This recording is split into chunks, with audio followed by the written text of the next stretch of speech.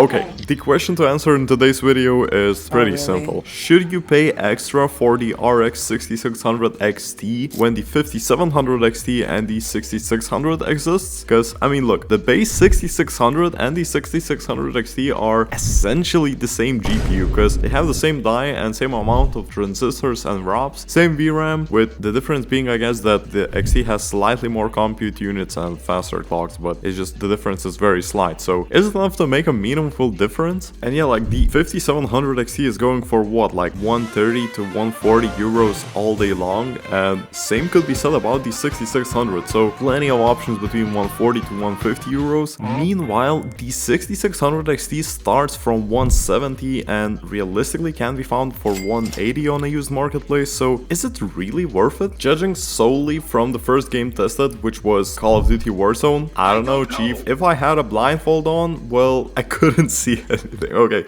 bad example.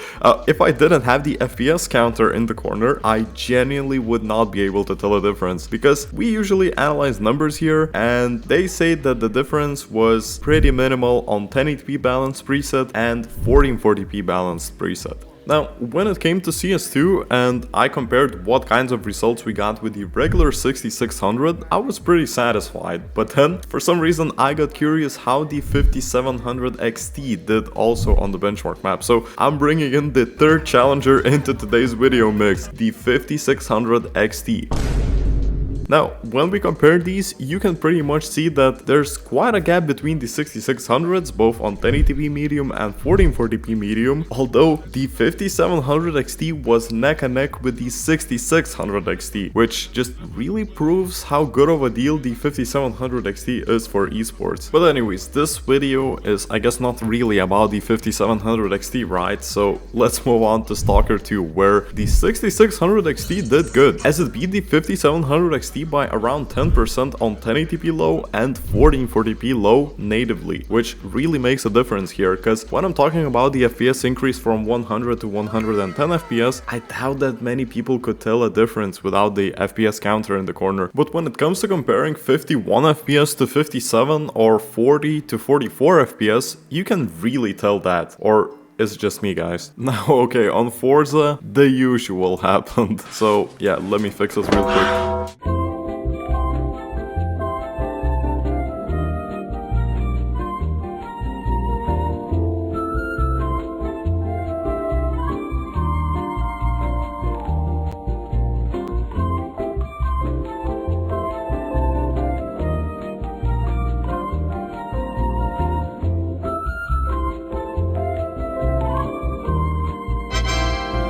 Now, coming back to the gameplay itself, I'd say that the results were underwhelming both on 1440p Ultra and 1080p Ultra, because the regular 6600 and the 5700 XT were just as good. Now, on to the next episode of what bugs we find in Cyberpunk. We got realistic punching mechanics and disappearing signs.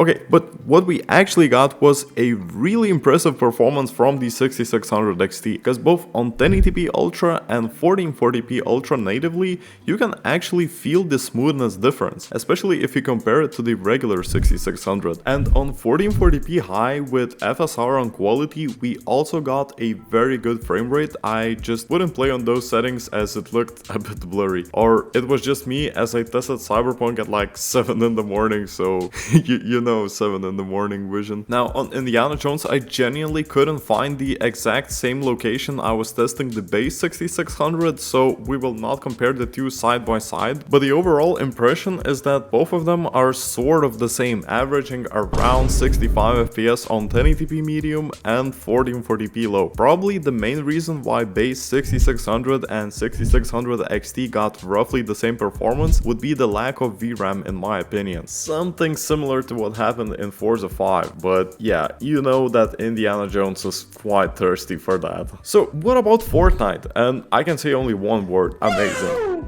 The difference on 1080p low with TSR on medium between the two was quite big when you look at the numbers, but from the pure gameplay experience, I don't know. Like, okay, I have a 240Hz monitor, but I couldn't tell a difference without the FPS counter in the corner. But on 1440p, you could tell a bit of difference here. Now, on Wukong, for all 1440p gamers, I'd say that the 6600 XT makes the game playable on 1440p low natively. If, for example, on regular 6600, it felt that 43 FPS on average is a bit on the lower end, the XT variant provides a much better experience. And on 1080p high with TSR on 75%, which was the recommended graphics preset by the game, we also got more FPS, but the biggest difference was definitely on 1440p low natively. That was just big.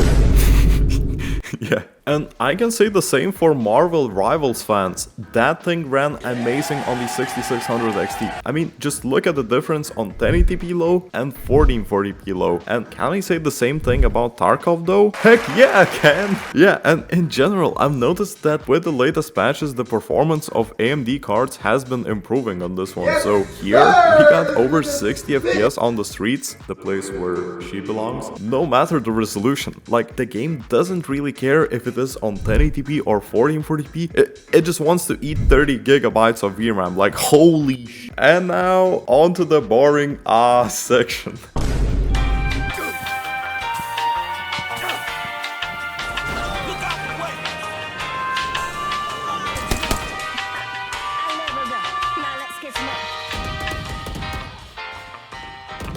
Alright, and this is also quickly what we got on Time Spy. So in the end, I really think it is up to a personal preference. Like in most cases, a person with no FPS counter probably would not be able to tell a difference between the two, like the 6600 XT and the base 6600, especially in esports, where the XT shines more noticeably is AAA games. And of course, if the price difference is only 20 euros or something, then I really don't see any reason not to go for the XT. But yeah, it really comes down to the price, because for example, if the price difference was 40 euros, you know, at that point I would just stick with the base 6600. And yeah, since I haven't got much else to say, I'll just jump on this camera.